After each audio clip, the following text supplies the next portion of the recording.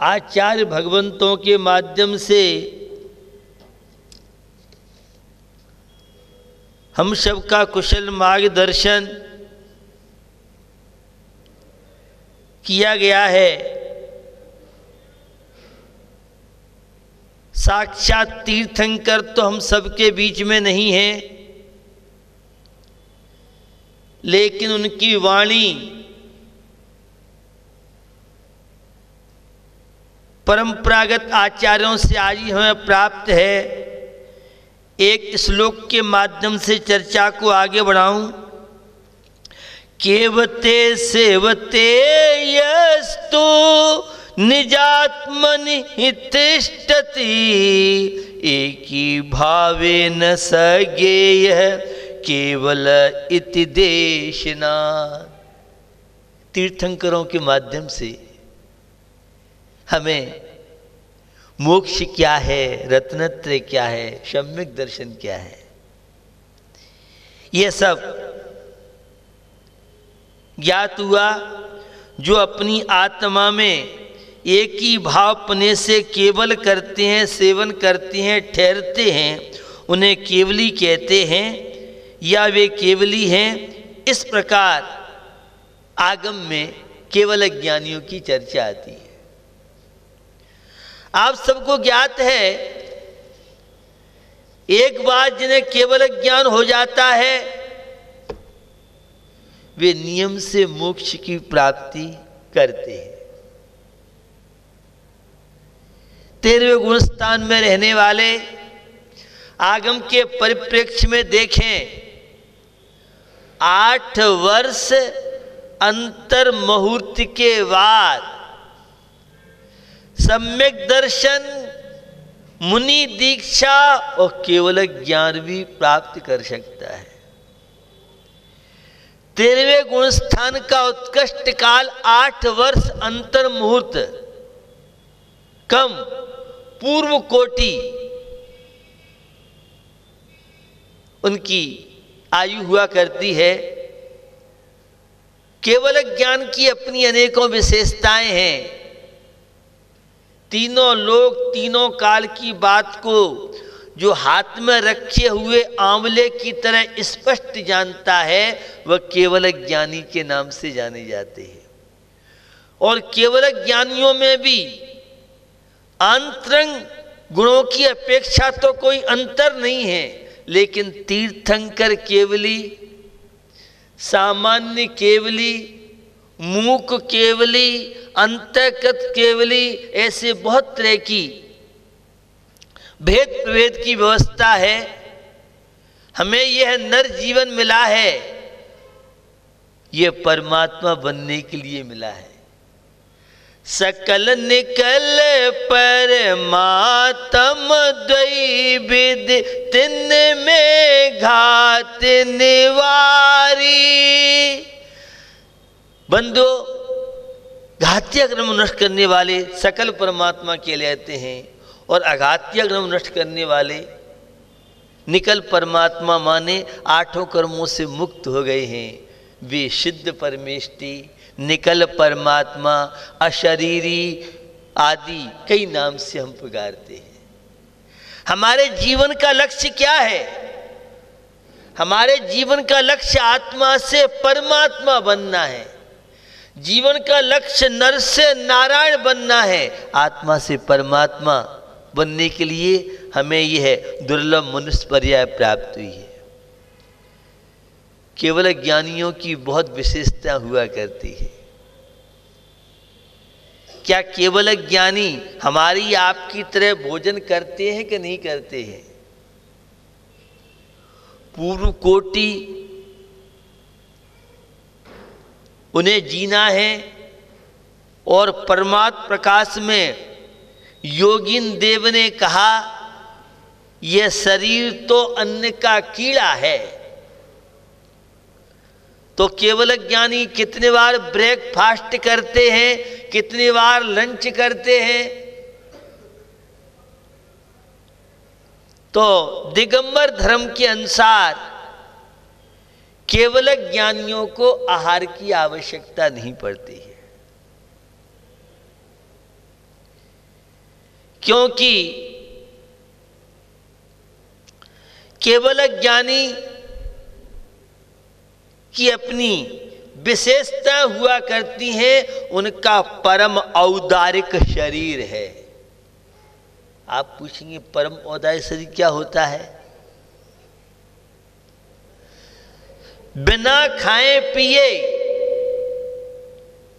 लाखों करोड़ों वर्षों तक जिए और तो भी शरीर में एक रत्ती वजन कम न हो। बहुत विशेषता है केवल ज्ञानियों की। तीर्थंकर केवली जहां रहते हैं वहां योजनों पर्यंत तक दुर्भिक्ष की बीमारी नहीं, अतिवृष्टि अनावृष्टि नहीं, वहां कोई भी आतंकवादी जो 26 जनवरी निकट आती जाएगी त्यों तो आर्मी और पुलिस वाले और शासन प्रशासन की धड़कन बढ़ती चली जाएगी। आपके शायद समझ नहीं आया। धड़कन मतलब बढ़ने का मतलब कोई आतंकवादी देश के अंदर ऐसा प्रवेश न कर जाए। आज कई देशों में गृह युद्ध चल रहा है, अराजकता चल रही है, फाइनेंस की स्थिति विश्व की बहुत अच्छी नहीं है। इन सब विषम परिस्थितियों के बीच में हम सब जी रहे हैं, लेकिन केवल ज्ञानी तीर्थंकर प्रभु जहाँ होते हैं 6 ऋतुओं के फल फूल फल जाते हैं। शेर और गाय एक घाट से पानी पीता है, आपने सुना होगा। वे तीनों लोग तीनों काल की बात को स्पष्ट सामने जैसे कोई दिख रहा हो, ये केवल ज्ञानियों की विशेषता है। और दर्शन स्तुति में आपने पढ़ा होगा, अष्टादश दोष विमुक्त धीर स्वचतुष्ट में राजत गंभीर। भगवान को भूख नहीं लगती, भगवान को प्यास नहीं लगती केवल ज्ञान होने के बाद। उन्हें सर्दी नहीं, गर्मी नहीं, आश्चर्य नहीं, रोग नहीं, शोक नहीं। आखिर में तीर्थंकर केवली है, कोई सामान्य चीज नहीं है। तो बिना खाए पिए रहते कैसे हैं? बंधुओं, आप मात्र भोजन से ही शारीरिक क्षमता प्राप्त नहीं करते हैं, कैलोरी विटामिन मात्र भोजन से ही नहीं करते हैं। परम औदारिक शरीर हमारा आपका तो औदारिक है, उनका परम औदारिक बिना खाए पिए करोड़ों वर्ष की उनकी स्थिति रह सकती है। यह केवल ज्ञानियों की अपनी विशेषता है। बंधुओं, केवली भगवान जो होते हैं उनके असाता की उदीर्णा नहीं होती। ये असाता क्या है? तो वेदनी कर्म है 8 कर्म में, और 8 कर्म वेदनी में साता वेदनी असाता वेदनी। साता वेदनी में सब अनुकूलताएं मिलती जाती हैं, और साता वेदनी में विषम परिस्थितियां, एक कष्ट, दुख, सर्दी की वेदना, गर्मी की वेदना, भूख की वेदना और बहुत तरह की जितनी विषम परिस्थितियां हैं, प्रतिकूलताएं हैं, ये सब असाता वेदनी पाप कर्म के उदय को असाता वेदनी बोलते हैं, और पुण्य कर्म के उदय को साता वेदनी बोलते हैं। कोई हमारी प्रशंसा कर रहा है, कोई हमसे प्रीति कर रहा है, तो यह पुण्य कर्म साता वेदनी कर्म का उदय है। और कोई हमसे द्वेष कर रहा है, हमारी आलोचना कर रहा है, दुर्व्यवहार कर रहा है, ये हमारे असाता वेदनी अशुभ कर्म का उदय पाप कर्म का उदय है। स्वपर भेद विज्ञानी सम्यक दृष्टि, धर्मात्मा जो होता है पुण्य कर्म के उदय में तो हर्षित नहीं होता है, और पाप कर्म के उदय में अशांत नहीं होता है। यही तो विशेषता है। कर्म सिद्धांत को जानने के बाद कैसे जीवन में समता आती है। और यह मेरा वाक्य आपने बहुत सुना है, विपत्तियों में जो मुस्कुराता रहे वह धर्मात्मा कहलाता है। और आप तो पुण्य कर्म के उदय में भी तनाव करते रहते हैं, आकुलता बनी रहती है। तो केवल ज्ञानियों की विशेषता होती है कि उनके जीवन में वह भोजन की आवश्यकता नहीं पड़ती है। श्वेतांबरों के यहाँ तो कबलाहार माना जाता है, लेकिन हमारे दिगंबर धर्म के अनुसार तीर्थंकरों के असाता वेदनी की उदीर्णा का अभाव है। और उदीर्णा क्या होती है? ये दार्शनिक शब्द हैं, आगम के शब्द हैं।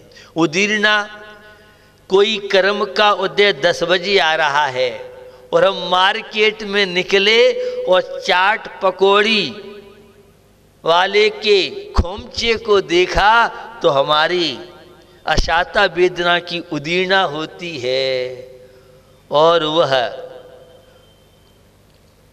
क्षुधा की वेदना, भूख की वेदना हमें सताने लगती है। तो केवल ज्ञानियों के उदीर्णा नहीं होती असाता वेदनी की। दूसरी बात, असाता वेदना की उदीर्णा के बिना आहार संज्ञा का अभाव है। जब असाता वेदना की उदीर्णा होती है तब ये सब चीजें सहज में बनती हैं। केवल ज्ञानियों के नित्य अभाव है। जैसा कि धवल पुस्तक पृष्ठ 3-4 से 37 में कहा है, असाता वेदनीयस्य उदीर्णा भावादो आहार शरणा अपमत्त संजस्य नत्थि। अपमत्त गुण स्थान में असाता वेदनी की उदीर्णा नहीं होती है। मुनि महाराज तो आहार लेती हैं, लेकिन असाता वेदना की उदीर्णा 7वें गुण स्थान में नहीं होती है।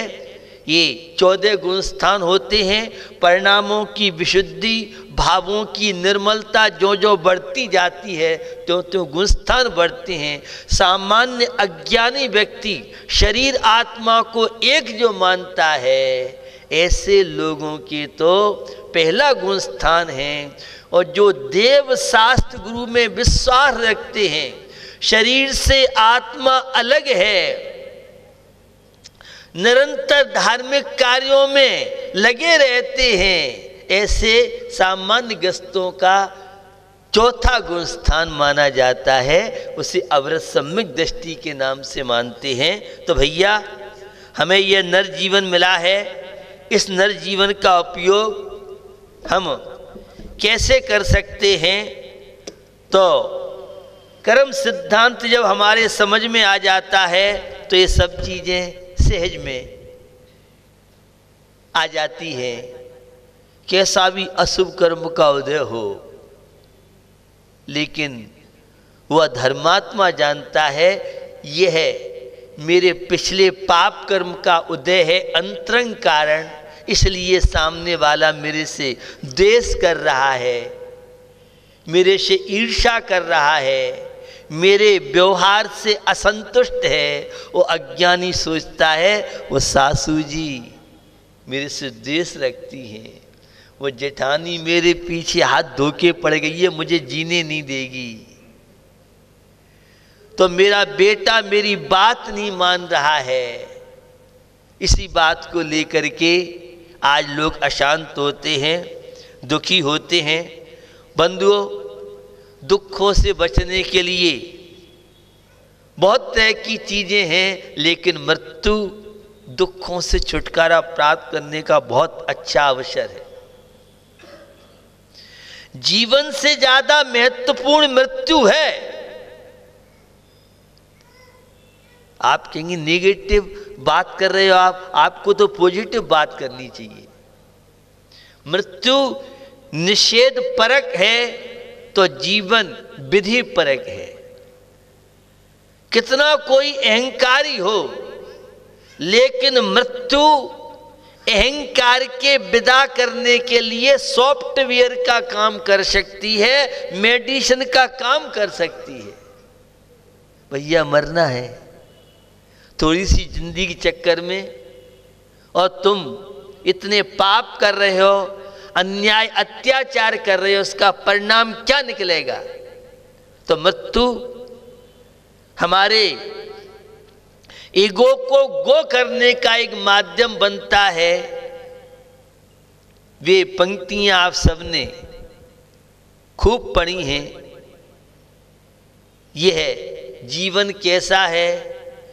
तन धन यौवन कुटुम कबीला जाए देख बोरायो, ए सब जल के बुध बुध बुध सम कहूँ स्थिर नहीं पायो, भजन बिन बाबरे तेने हीरा सो जन्म ग मायो, धर्म बिन बाबरे। ये शरीर कब किसका भूल जाए। अच्छे भले हम थे, जरा सा दर्द हुआ, डॉक्टर को चेकअप कराया, डॉक्टर कहता है आपको ऑपरेशन होगा। ऑपरेशन में तो सस्ता। एक बार चेकअप कराने के बाद पता नहीं कौन सी कैसी बीमारी निकल आए। रोज आए दिन हम घटनाएं सुनते हैं। अमुक व्यक्ति थे, अच्छे भले बैठे थे और लकवा मार गया। वो आजकल बुड्ढों की अपेक्षा जवानों को लकवा तो बिल्कुल सामान्य बात होती जा रही है। ये हमारी सब जीवन शैली का प्रभाव है। ये जितनी इच्छाएं, कामनाएं, वासनाएं प्रकृति से विरुद्ध हमारी जीवन शैली होगी, वह सब बीमारियों का कारण बन रही है। और प्रकृति के अनुकूल हम चलें, सात्विक जीवन व्यतीत करें, धार्मिक जीवन व्यतीत करें, तो बहुत तरह की समस्याओं से बच सकते हैं। मृत्यु से कौन डरता है? भगवान महावीर मृत्यु से डरे नहीं। उन्होंने मृत्यु को भी पराजित कर दिया। श्री राम मृत्यु से डरे नहीं। मृत्युंजयी श्री राम के नाम से पहचान हुई। मृत्यु के बाद तो जन्म होता है और जन्म के बाद मृत्यु होती है। भगवान महावीर ने तो निर्वाण पद की प्राप्ति की। यम के दूत से कह दिया, खबरदार तू मेरे पास आया, तू सामान्य व्यक्तियों को तू पराजित कर सकता है। जो मृत्यु को हंस हंस के गले लगाते हैं, यही तो है भारतीय संस्कृति।